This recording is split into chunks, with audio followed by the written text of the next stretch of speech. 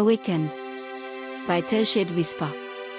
They thought they buried her beneath silence and betrayal, but when life gave her a second chance, she didn't rise as the woman they killed. She came back as the storm they could never outrun. London in winter was cruel. The city lights reflected off puddles of slush, the air sliced through coats, and the sky remained an endless sheet of grey. Inside the Dawson estate, it was colder than outside, at least for Emily. She stood at the edge of the grand dining room, watching as Jason, her husband, poured wine for Vanessa Clark, his mistress, like Emily didn't exist. Vanessa, slim, tall, and impossibly smug, sat comfortably in Emily's chair, the one at the head of the table. "Darling, do bring another glass," Vanessa said sweetly, not even looking at her. Emily didn't speak. She obeyed. Not because she was weak, but because she was tired of fighting battles she couldn't win, tired of screaming into silence. Jason smirked as he leaned in to whisper to Vanessa, loud enough for Emily to hear. "She was prettier when she cried, remember that night?" They both laughed. Emily's hand shook as she placed the glass on the table. Her wedding ring caught the light. She stared at it. 10 years. 10 years of sacrifice, of building Jason's empire together, only for him to treat her like the maid in her own home. "I asked you something earlier." Jason snapped. "Have you cleaned the study yet?" "I did, this morning." "Then clean it again. Properly." Vanessa laughed again. A woman should know how to clean up the mess she helped create. Emily looked up at them, really looked. Jason's once golden hair had thinned, his sharp face now carried an arrogant bloat. Vanessa, barely 30, had taken everything Emily once had, her husband, her home, her name. But not her will. That night, Emily sat in the guest room, a new room after Vanessa moved into the master suite. The once silent tears had dried up weeks ago. Now she only stared at the ceiling, numb. Until she found it. Jason's briefcase had been left open on the dining room console. In it, documents, company files, transaction slips, offshore accounts. And tucked within them, a name she didn't recognize, Newgate Holdings, registered in the Cayman Islands.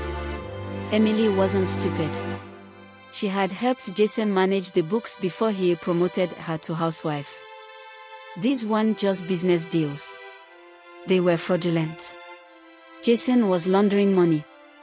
She copied what she could. Photographed the documents quickly on her phone and emailed them to herself, then deleted all traces. Her hands trembled, but her mind was clear for the first time in months. She would confront him. It happened the next evening. Jason returned late, drunk, and loud.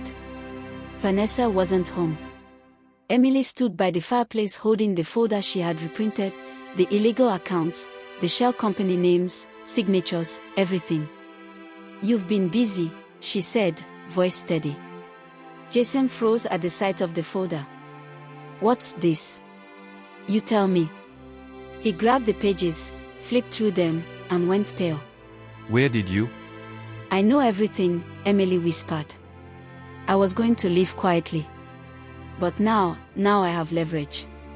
Jason's face twisted. "You don't know what you're talking about." "I know enough to put you in prison." For a moment, they stood in silence. Then, Jason laughed. It wasn't the laugh of someone amused. It was the laugh of a man used to control.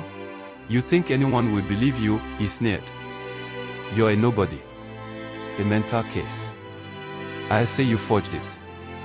That you're unstable. Remember those pills you were on last year? I kept the prescriptions. I'm not afraid of you anymore. You should be." Before she could blink, he rushed her. The folder scattered. She fell back. Her head hit the corner of the glass table. Pain exploded.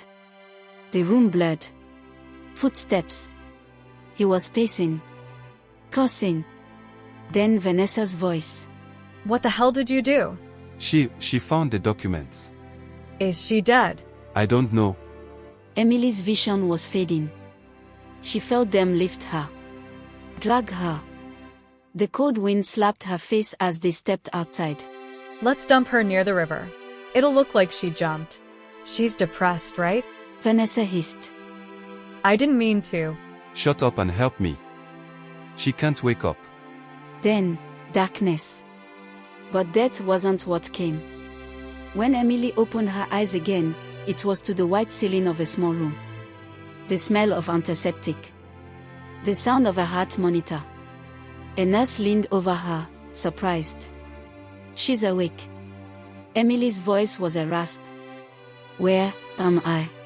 St. Vincent's Charitable Hospice. You were found by the roadside 2 nights ago. No ID. Severe head trauma. You've been unconscious for days.